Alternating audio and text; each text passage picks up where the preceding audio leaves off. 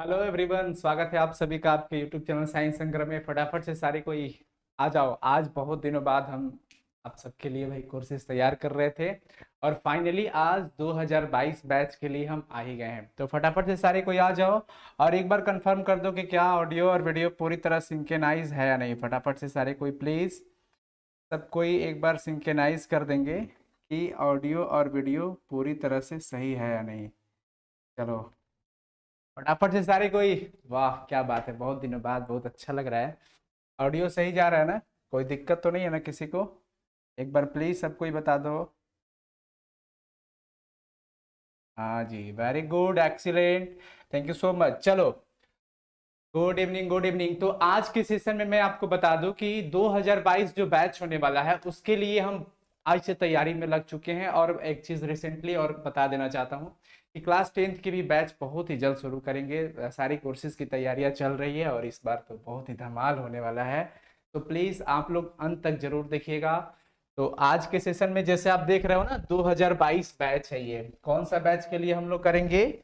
2022 का जो बैच है ना, उसके लिए हम लोग ये सारा चीज पढ़ने वाले हैं। ठीक है, ध्यान रखिएगा आप सभी।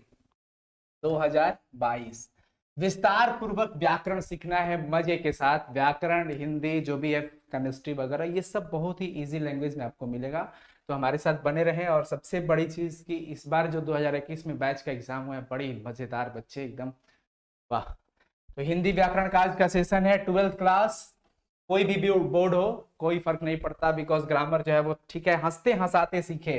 हंसते हंसाते हम लोग सीखेंगे और देर नहीं करेंगे। फटाफट से सारे कोई रहना और चलो शुरू करते हैं। क्लास को शुरू करें ना? एक बार सब कोई बता दो, I am student of science. All very good, हाँ जी चलेगा।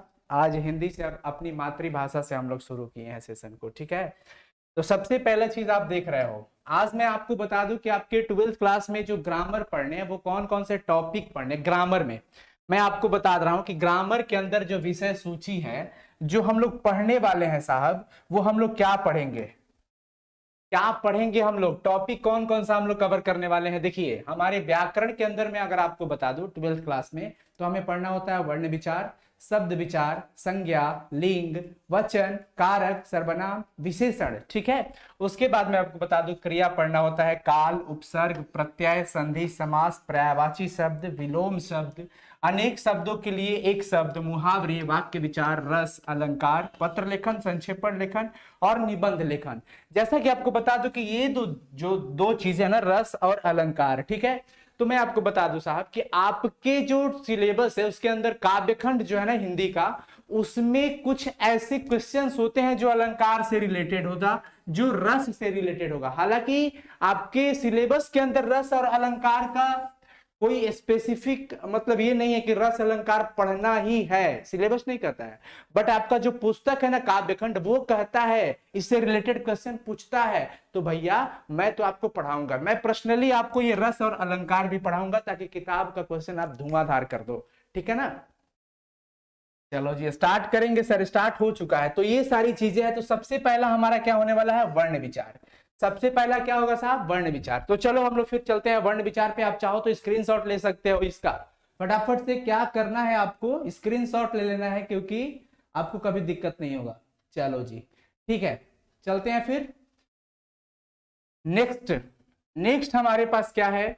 वर्ण विचार में हम चलते हैं। तो हम लोग वर्ण के बारे में पढ़ेंगे। किसके बारे में पढ़ेंगे? वर्ण के बारे में। एकदम शांति से मजे से पढ़ लेना है, बहुत ही इजी वे में बताऊंगा, फनी।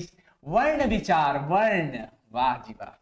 तो वर्ण किसको कहते हैं? वर्ण उस मूल ध्वनि को कहते हैं जिसके खंड या टुकड़े नहीं हो सकते। वर्ण कहता है कि है किसी के माई का लाल का हिम्मत जो हमको तोड़ के दिखा दे।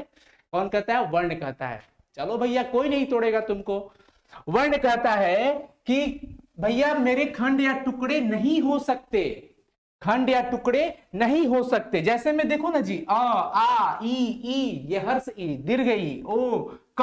अब क में देखो ये हल लगा, इसका मतलब ये आधा है। अब ख है तो ख में हल लगा, इसका मतलब ये आधा है। समझ में आ रहा है ना? तो ये वर्ण होते हैं जिसके हम टुकड़े नहीं कर सकते हैं। लेकिन जैसे मान लो हमने क लिखा, पूरा क लिखा, इसका मतलब समझते हो? पूरा क का मतलब आधा क प्लस में अ दोनों है। देखो हर एक चीजों को आप ये मत सोचना कि ये सब क्या पढ़ना है, ये सब क अरे नहीं नहीं नहीं, क्वेश्चन पूछता है भैया, और ये बहुत इंपॉर्टेंट होता है। इसलिए आप लोग अंत तक जरूर देखिए, और प्लीज अच्छा लगे तो वीडियो को लाइक भी कर दीजिएगा, ठीक है ना। तो आधा क और अ, तो ये जो है हमारा वर्ण है, ये भी हमारा वर्ण है, ठीक है। तो जिसका हम लोग खंड या टुकड़ा ना कर सके उसको हम क्या कहते हैं, वर्ण कहते हैं। चलिए जी, सर एयरफोर्स का फिजिक्स पढ़ाइए प्लीज। अच्छा, टाइमिंग इशू अभी चल रहा है, होगा तो जरूर पढ़ाया जाएगा, बिल्कुल। चलो, तो ये समझ में आ गया ना कि वर्ण किसे कहते हैं। वर्ण उस मूल ध्वनि को कहते हैं जिसके खंड, मूल मूल ध्वनि को, देखो, जिसके हम टुकड़े नहीं कर सकते उसको हम क्या कहते हैं, वर्ण कहते हैं। अब चलिए नेक्स्ट हम बात करते हैं। आप जैसा कि देख रहे हो यहाँ पे है वर्णमाला किसे कहते हैं। वर्णमाला, अल्फाबेट की अगर हम बात करते हैं वर्णमाला की, तो वर्णों के क्रमबद्ध समूह को वर्णमाला कहते हैं। वर्णों के क्रमबद्ध समूह को क्या कहते हैं, वर्णमाला। हिंदी में अगर वर्णमाला में अगर हम बात करें तो 52 वर्ण या ध्वनियां प्रयुक्त होती है। अगर हिंदी में पूछा जाए तो हिंदी में आप कितना बताओगे, 52। फटाफट से चैट सेक्शन में सब कोई बता दो, हिंदी वर्णमाला में कितने वर्ण होते हैं, फटाफट से बताओ सब कोई। कितना हो जाएगा, 52। यार कितना हो जाएगा भाई, 52 हो जाएगा। जैसे आप देखो, अब मैं सारा 52 का आपका कलेक्शन यहाँ पे बता रहा हूं कि 52 को कैसे कैटेगराइज किया गया है। जैसे देखो, बहुत ही इजी वे में चलना है। आ हर्षई दीर्घई हर्षऊ दीर्घऊ री ए ओ औ, इसको हम कहते हैं साहब स्वर वर्ण। क्या कहते हैं, स्वर वर्ण। जैसा आप देख रहे हो यहाँ पे, इसको हम क्या कहते हैं, स्वर वर्ण। अंग अह, अंग और अह जैसा आप देख रहे हो, अंग और अह, इसको हम कहते हैं अयोगवा। क्या कहते हैं, अयोगवा। अंग का मतलब ये जो हमारा होता है इसको हम कहते हैं अनुस्वार। क्या कहते हैं, अनुस्वार कहते हैं। और अंग जो हो गया अह, अह, इसको भैया हम कहते हैं विसर्ग। क्या कहते हैं, विसर्ग। तो समझ में आ रहा है ना। तो देखो यहाँ पे हो गया कितना, 1 2 3 4 5 6 7 8 9 10 11 2 13। तो ये हमने टोटल ले लिया इसका 13। ध्यान से समझना है, बहुत अच्छे से, कोई दिक्कत नहीं होने वाला है। अब चलो नेक्स्ट की अगर हम बात करते हैं, अब यहां पे देखना, क ख ग घ अंग, देख रहे हो ना। इसको क से लेके म तक, ये जो आप देख पा रहे हो, क से लेकर के म तक के हम क्या कहते हैं, स्पर्श व्यंजन वर्ण। क्या कहते हैं, स्पर्श व्यंजन वर्ण। अब यहां से पूछेगा स्पर्श व्यंजन वर्ण की संख्या कितनी होती है, तो 25। आप काउंट भी कर सकते हो, देखो इसमें 5 5 10 5 15 5 20 5 25, तो ये टोटल कितने हो जाएंगे, 25। तो स्पर्श व्यंजन वर्णों की संख्या कितनी हो जाती है, 25। वेरी गुड, एक्सीलेंट साथियों, यहाँ पे जुड़ चुके हैं विनोद कुमार, सोनू कुमार, और कौन कह रहे हैं, हसनैन, वाह जी वाह, वेरी गुड। हरिशंकर, मोहित गुप्ता, दीपक, नीतू, स्वाति शर्मा, मोहित गुप्ता, भोपाल जी, अरे वाह जी, very good, thank you so much. अब देखो यर लव की बात करते हैं। यर लव अंत अस्त व्यंजन होता है, इसकी संख्या कितनी हो गई, 4। श स स ह, ये तीनों स और ह को हम कहते हैं उष्म व्यंजन। ये सब बिल्कुल ध्यान से देखते चलना है, क्योंकि क्वेश्चन पूछता है कि यर लव को क्या कहते हैं, अंत अस्त। ये देखो, तलावी स, मूर्धनी स, दंती स और ह, इसको हम क्या कहते हैं, उष्म व्यंजन वर्ण। छ, त्र, ज्ञ और स्र को हम कहते हैं संयुक्त व्यंजन वर्ण। इसकी भी संख्या कितनी हो गई, 4। फटाफट से एक बार बता दो सबको कि संयुक्त व्यंजन वर्णों की संख्या कितनी होती है, संयुक्त व्यंजन वर्णों की संख्या कितनी होती है भाई मेरे, वाह क्या बात है, बहुत ही बढ़िया। 4 हो जाता है। कितना हो जाता है, 4। ढ और ढ, ये देखो, ये ढ हो गया और ये ढ, ये एक्चुअली ये ड है, लेकिन इसके नीचे तल लग गया, तल, तल बिंदु कहते हैं, तल बिंदु वाले ये होते हैं वर्ण। तो ड और ढ को हम क्या कहते हैं साहब जी, दोनों को हम कहते हैं द्विगुण। क्या कहते हैं, द्विगुण व्यंजन। ये हिंदी के अपने व्यंजन होते हैं, ठीक है ना। तो ये द्विगुण व्यंजन, ये हो गए हमारे टोटल 2। तो आप काउंट करके देख सकते हो, काउंट करके आप इजीली देख सकते हो, बहुत ही अच्छे से समझ में आ जाएगा आपको। चलो, तो इसका भी स्क्रीनशॉट आप चाहो तो ले लो फटाफट से। जल्दी से हम लोग करते हैं सेशन, क्योंकि ये हमारा बहुत ही इंपॉर्टेंट सेशन होता है, क्योंकि सबसे पहले किसी भी चीज का हमें जड़ समझना हो जाता है, ठीक है। जैसे आप यहाँ पे देखो, अब हम वर्ण के भेद की बात करेंगे। वर्ण की किसकी बात करेंगे साहब, भेद की बात करेंगे। चलो, तो वर्ण के भेद की अगर हम बात करते हैं तो वर्ण के 2 भेद होते हैं। वर्ण के कितने पुत्र, 2 बेटा।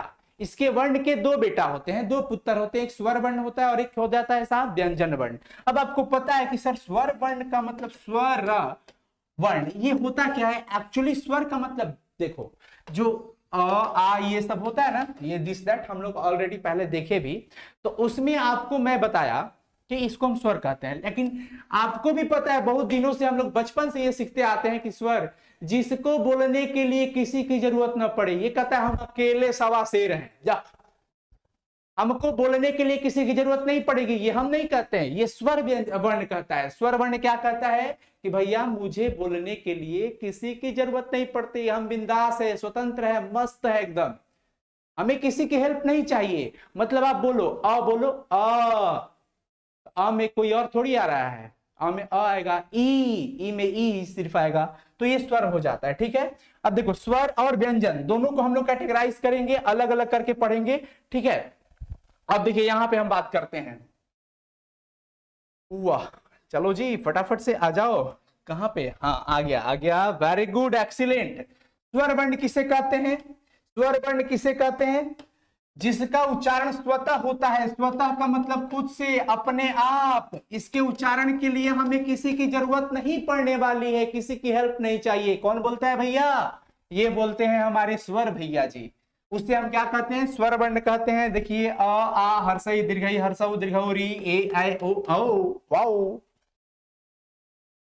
समझ में आ गया? कोई दिक्कत नहीं होना चाहिए। इसकी संख्या आप देख सकते हो, काउंट कर लेना फटाफट से। तो बता दो स्वर वर्णों की संख्या कितनी होती है, जल्दी से मेरे भाई और बहन बता दो फटाफट से। क्या बात है, वेरी गुड। फिजिक्स केमिस्ट्री भी चलेगा भाई, फिजिक्स केमिस्ट्री भी चलेगा 12th क्लास वालों का। अभी तो अभी हिंदी के सेशन में हम लोग, तो जिनका उच्चारण स्वतः होता है उसे हम क्या कहते हैं? स्वर वर्ण कहते हैं, जैसा आप यहाँ पे देख रहे हो। ठीक है, हम इसको स्वर वर्ण कहते हैं। आ हर्षई दीर्घई हर्षऊ दीर्घऊ री ए आई ओ औ। ठीक है ना? इसकी संख्या तो आपको पता है 11, वेरी गुड। कितना हो जाता है? 11। कितना हो जाता है? 11। तो क्वेश्चन पूछेगा स्वर वर्णों की संख्या कितनी होती है साहब? 11। ठीक है, अब चलो स्क्रीनशॉट फटाफट से लेते चलना, आपको कोई दिक्कत नहीं होगा। ठीक है, चलिए। ओ ला ला ला ला ला ला।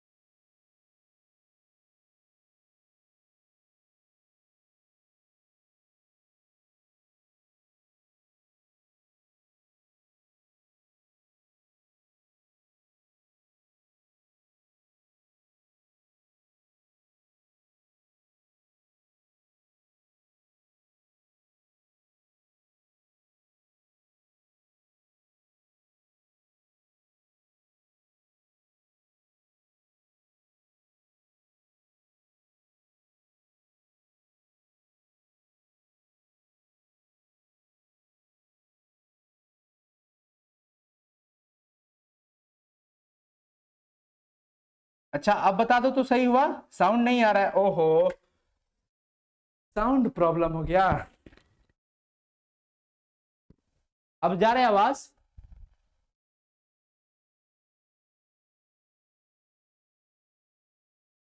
अब आवाज जा रहा है कि नहीं? हे प्रभु, कहाँ हम बिछड़ गए थे। अब आवाज सही हुआ? प्लीज कंफर्म करो, please please please please please. Sound सही हुआ? Please please. Okay yes, thank you so much for confirming. वो थोड़ा सा ये हो गया था, इशू हो गया था, अभी कोई दिक्कत नहीं है ना? चलो ये बार बार देखना पड़ जाता है, सॉरी माय डियर सॉरी। चलो अब सही हो गया। तो देखो मैं फिर से बता रहा हूं, हर्ष स्वर की जो संख्या होती है वो 4 हो जाती है और दीर्घ स्वरों की संख्या हो जाती है 7। देखिए एक्चुअली हर्ष स्वर में सिर्फ एक ही मात्रा होता है, जैसे अ है तो सिर्फ अ है, ई है तो ई है, बस एक मात्रा है, ठीक है ना, इसलिए हम इसको एक मात्रिक स्वर कहते हैं। क्या कहते हैं? एक मात्रिक स्वर। लेकिन ये सब जो है ये द्विमात्रिक होते हैं, क्योंकि आ की बात करते हैं तो ये अ प्लस अ से मिलकर के बना होता है आ। तो देखो इसमें दो मात्राएं लग गई, इसमें भी छोटी ई प्लस छोटी ई बड़ी ई बन जाती है, तो इसमें भी दो मात्राएं हो गई। तो ये सब में द्विमात्रा होता है, इसलिए हम इसको क्या कहते हैं? द्विमात्रिक। और प्लुत स्वर क्या होता है? प्लुत स्वर होता है कि जिसमें दीर्घ स्वर से भी ज्यादा समय लगता है। जैसे आपने देखा होगा कि ओम लिखा होता है, तो ओम ऐसे कुछ लिखा होता है ओम। तो ये जो है ना, ये तीन जैसा लिखा होता है, ये हमारा प्लुत स्वर कहलाता है। क्या कहलाता है? प्लुत स्वर। ये टानता है आवाज को, ओम।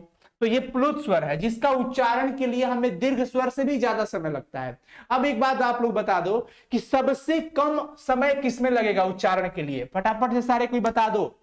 किस वर्ण के लिए, मैं अगर आपसे बात करूं कि किस वर्ण के लिए हर्ष हो गया, दीर्घ हो गया और प्लुत हो गया, सबसे कम टाइम किसमें लगेगा? कोई अगर आपसे पूछेगा तो आप क्या कहोगे? हर्ष में सबसे कम समय लगेगा, सबसे कम समय हर्ष में लगेगा, हर्ष स्वर में, ठीक है। और इससे दो गुना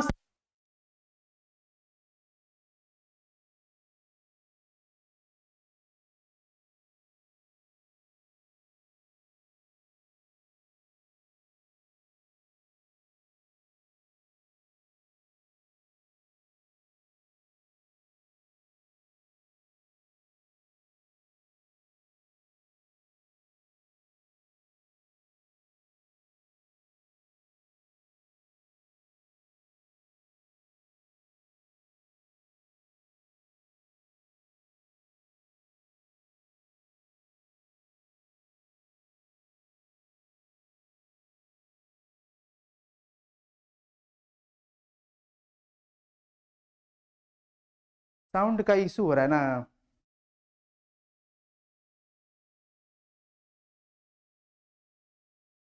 अब साउंड में प्रॉब्लम नहीं होना चाहिए, लगता है सिग्नल इसका छोड़ रहा था।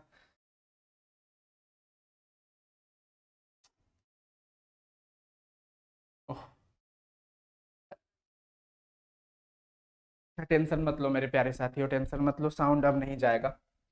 एक मात्रिक ये हो गया, ये द्विमात्रिक, और ये हमारा त्रिमात्रिक हो गया। सबसे ज्यादा सबसे कम समय इसमें लगेगा और इसका दो गुना टाइम जो होता है वो दीर्घ स्वर में लगता है। और त्रिमात्रिक होने की वजह से इसको तीन के जैसा लिखा जाता है।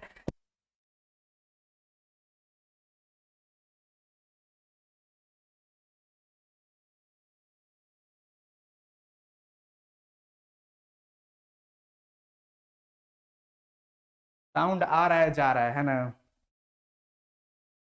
साउंड में प्रॉब्लम हो रहा है, अच्छा ठीक है, साउंड का इशू हम कर लेंगे बहुत जल्दी से।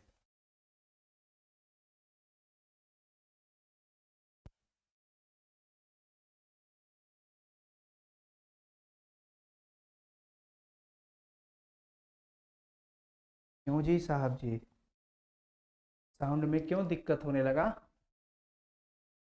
साउंड नहीं आ रहा है सर, साउंड में प्रॉब्लम हो ही रहा है ना?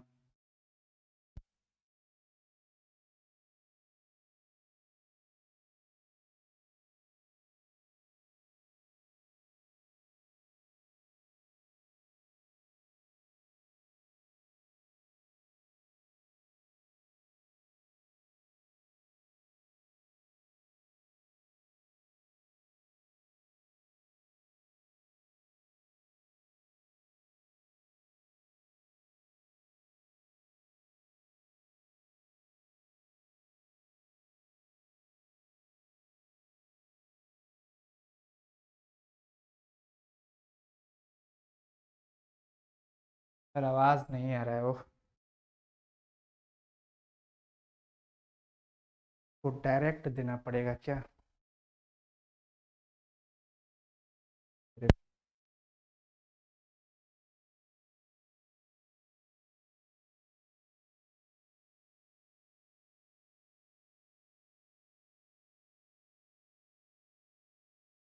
अभी भी साउंड में प्रॉब्लम है?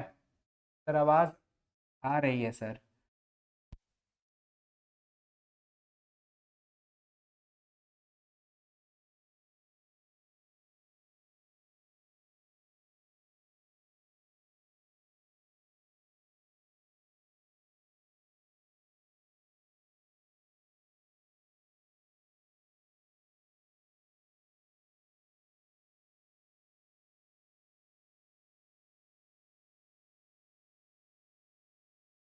आती है मगर जाने का नहीं आवाज फिर भी। Okay sir, no problem. थोड़ा बहुत एडजस्ट करो आज भर, उसके बाद तो फिर मैं देख ही लूंगा इसको। ठीक है ना? चलो, तो सजातीय वर्ण की बात करते हैं। अब जाति वाला और एक हो जाता है आपका विजातीय वर्ण। सजातीय वर्ण की अगर हम बात करते हैं तो देखो, समान जाति वाला जैसे अ आ, ठीक है ना, ई, ये सब समान जाति है। उ, तो ऐसे टाइप के अगर वर्ण का जोड़ी मिलता है तो हम इसको सजातीय वर्ण कहते हैं। लेकिन आप बताओ, अगर अ के साथ ई लगा दिया तो ये सजातीय थोड़ी हुआ। समान जाति वालों को सजातीय वर्ण कहते हैं, और अलग अलग विभिन्न जाति वालों को हम क्या कहते हैं? विजातीय वर्ण। प्रभु, साउंड प्रॉब्लम मत करो प्रभु। अ ई हो गया, आ के साथ ऊ लगा दो भैया। अब बताओ ये सब क्या कहलाएंगे? विजातीय वर्ण। क्या कहलाएंगे? विजातीय वर्ण। समझ में आ रहा है ना? कोई दिक्कत नहीं होगा। चलो, उसके बाद हम नेक्स्ट की बात करते हैं। नेक्स्ट हमारा हो जाएगा, आप देख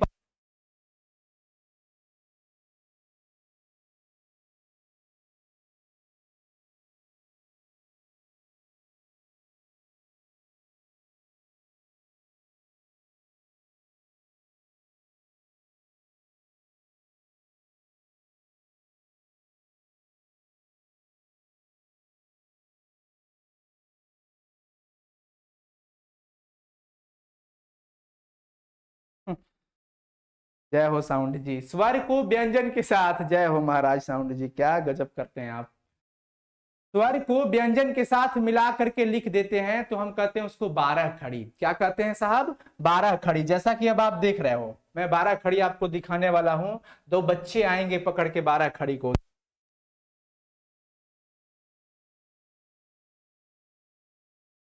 12 खड़ी का मतलब क्या हो जाता है? जैसे आप देख पा रहे हो यहाँ पे,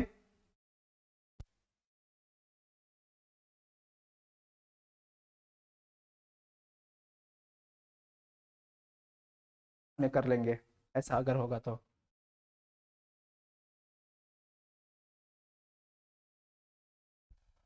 सर, कॉमर्स पर ध्यान दीजिए।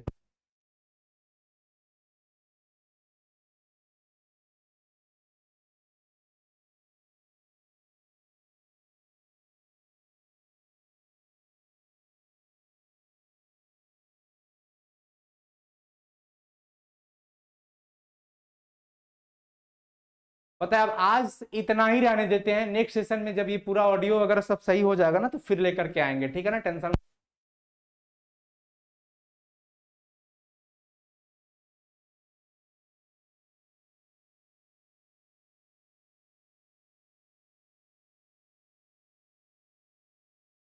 ठीक है ना? फिर नेक्स्ट सेशन में हम बात करेंगे। जैसे अभी ऑडियो का सेटिंग जो है ना, बड़ी डिस्टर्ब